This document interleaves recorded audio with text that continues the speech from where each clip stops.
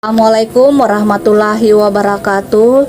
Saya Siti Nur Aina, NIM G2U122049, kelas C, mahasiswa Prodi Kesehatan Masyarakat, akan memaparkan tentang K3 gizi kerja. Di sini pertama kita harus mengetahui apa itu gizi kerja. Jadi gizi kerja adalah nutrisi atau zat makanan yang harus dikonsumsi oleh tenaga kerja untuk memenuhi kebutuhan hidup tenaga kerja dan harus memenuhi standar kelayakan dan standar kebutuhan para kerja. Para pekerja yang memiliki pemenuhan gizi kerja yang baik akan mengalami peningkatan produktivitasnya, di mana ketika produktivitas seseorang pekerja berada pada level tertinggi, maka dari produktivitas suatu tempat dia bekerja akan meningkat. Kemudian ada pedoman gizi kerja. Pedoman untuk gizi kerja untuk para tenaga kerja, hal ini tergantung dari umur, jenis kelamin, keadaan khusus seperti sakit, menyusui dan melahirkan, kemudian ada metabolisme, ada jenis pekerjaan, baik itu pekerjaan ringan, sedang, berat yang merupakan suatu beban kerja, yang kemudian ada juga karena faktor keadaan lingkungan. Kemudian ada status gizi. Jadi setiap orang pasti mendambakan status gizinya itu normal, mempunyai berat badan yang ideal serta tinggi badannya. Status gizi normal menunjukkan Anda mempunyai status kesehatan yang baik dan dapat menurunkan risiko terkena penyakit. Status gizi merupakan kondisi kesehatan yang dipengaruhi oleh asupan zat gizi dan penggunaan zat gizi. Jadi ketika asupan gizi kita memenuhi kebutuhan, maka kita akan mempunyai status gizi yang baik. Namun ketika asupan gizi kita kurang atau berlebihan, hal ini akan menimbulkan ketidakseimbangan dalam tubuh kita. Kemudian ada juga pengertian dan kriteria status gizi.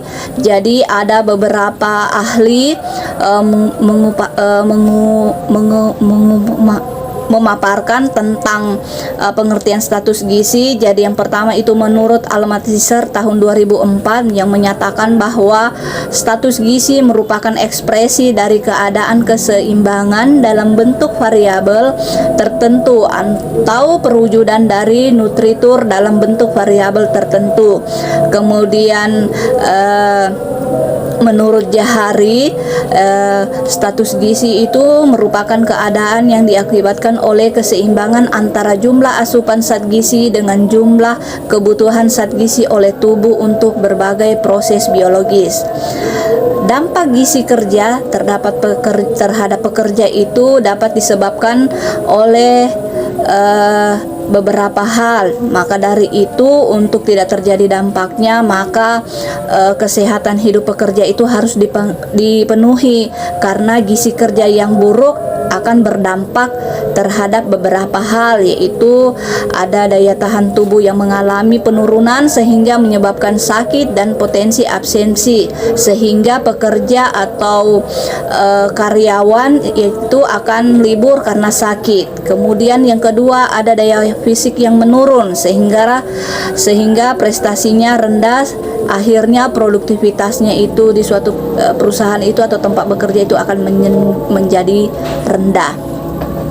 Unsur gizi dalam ilmu K3 ini disebutkan bahwa terdapat beberapa unsur K3 yang sangat dibutuhkan oleh setiap pekerja, di mana unsur zat gizi tersebut terdiri atas 6 unsur yang terbagi 3 kelompok besar, yaitu unit pemberi energi yang terdiri atas karbohidrat, protein, dan lemak. Kemudian unsur gizi pembangun sel jaringan tubuh yang terdiri dari protein, mineral, dan air. Kemudian yang ketiga, ada unsur pengatur fungsi fal tubuh yang terdiri atas mineral, berbagai macam vitamin, dan air.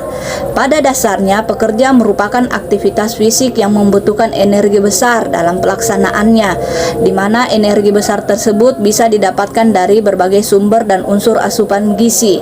Semakin banyak aktivitas fisik seseorang, maka tentu hal tersebut menjadi tanda dan indikasi bahwa kebutuhan energinya itu semakin banyak. Pekerja dengan pemenuhan gizi yang baik akan menyimpan cadangan energi yang cukup dengan jauh lebih baik dan relatif lebih lama bertahan hingga individu itu dapat bekerja dengan baik dibandingkan dengan yang tidak mempunyai cakupan gizi yang cukup atau standar. Hal ini karena pemenuhan gizi yang baik dapat mencegah timbulnya malnutrisi dan mencegah kelelahan kerja dan menimbulkan terjadinya kecelakaan kerja ketika pekerja menjalankan aktivitasnya. Faktor-faktor penentu gizi kerja ini ada ditentukan oleh beberapa faktor. Yang pertama itu faktor ekonomi, yang kedua faktor pengetahuan tentang kebutuhan gizi, ketiga anti jenis makanan tertentu, empat faktor fadisme, lima faktor lingkungan kerja. Di mana yang pertama faktor ekonomi ini, hidangan yang disajikan bagi anggota keluarga sehari-hari ditentukan oleh faktor ekonomi. Hal ini karena semakin besar tingkat penghasilan seseorang, maka pemenuhan gizinya bisa semakin ideal. Akan tetapi tidak menutup kemungkinan keluarga dengan penghasilan terbatas pun bisa memenuhi kebutuhan gizi untuk keluarga dengan sangat baik. Paling penting adalah tentang apa yang dihidangkan dan apakah hidangan tersebut sudah memenuhi unsur kebutuhan atas karbohidrat, protein, mineral, dan vitamin. Kemudian yang kedua ada faktor pengetahuan tentang kebutuhan gizi, di mana pengetahuan tentang kadar zat gizi dalam berbagai bahan makanan dapat membantu juga keluarga untuk memilih makanan yang bergizi bagi anggota keluarganya. Tidak semua makanan bergizi itu diberondol dengan harga yang mahal, tetapi dapat juga diperoleh dengan harga yang murah. Kemudian hal ini paling penting diketahui adalah dapat meranciknya atau menyajikannya dengan seimbang sehingga kebutuhan gizi anggota keluarganya dapat terpenuhi dengan baik. Kemudian ada yang ketiga, anti jenis makanan tertentu, di mana ada beberapa orang yang menganggap bahwa makan sayur lebih baik daripada makan ikan atau sebaliknya.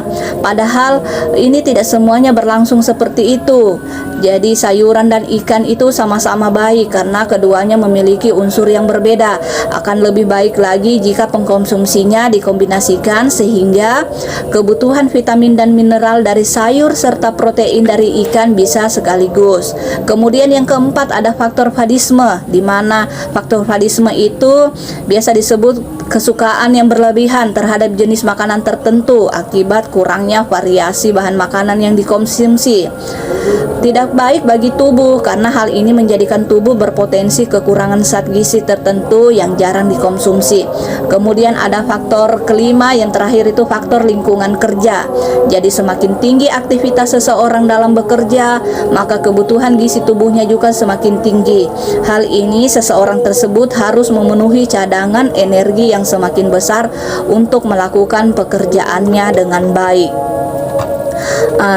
Adapun di sini yang harus kita perhatikan dalam pemilihan makanan atau unsur-unsur makanan yang kita konsumsi itu ada beberapa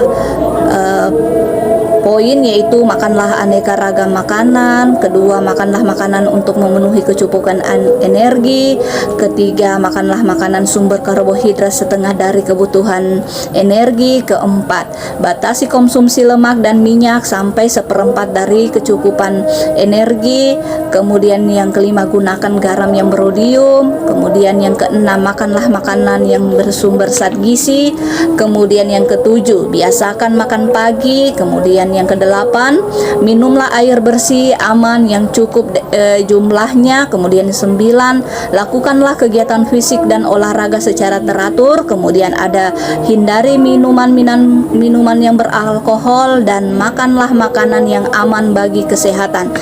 Kemudian yang terakhir, bacalah label pada kemasan makanan untuk menghindari makanan yang sudah expire atau yang sudah tidak bisa kita konsumsi lagi. Jadi intinya di sini sebagai seorang pekerja, pemenuhan kebutuhan gizinya harus seimbang dengan jenis pekerjaan yang dilakukan di tempat ia bekerja. Terima kasih. Assalamualaikum warahmatullahi wabarakatuh.